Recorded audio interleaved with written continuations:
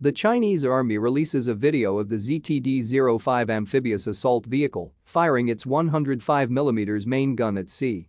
Type 05 is the best amphibious tank in the world, packing firepower enough to defeat the main battle tanker concrete bunkers.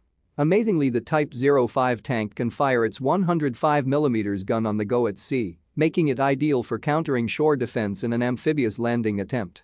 The Type 05 tank is usually paired with the ZTD-05 fighting vehicle, which shares the same platform and is the best amphibious infantry fighting vehicle currently in service. Both vehicles are fast at sea due to their wave-riding design, similar to fast boats. The tank has a fully stabilized ZPL-98A 105mm rifled gun and a crew of 4, including a loader.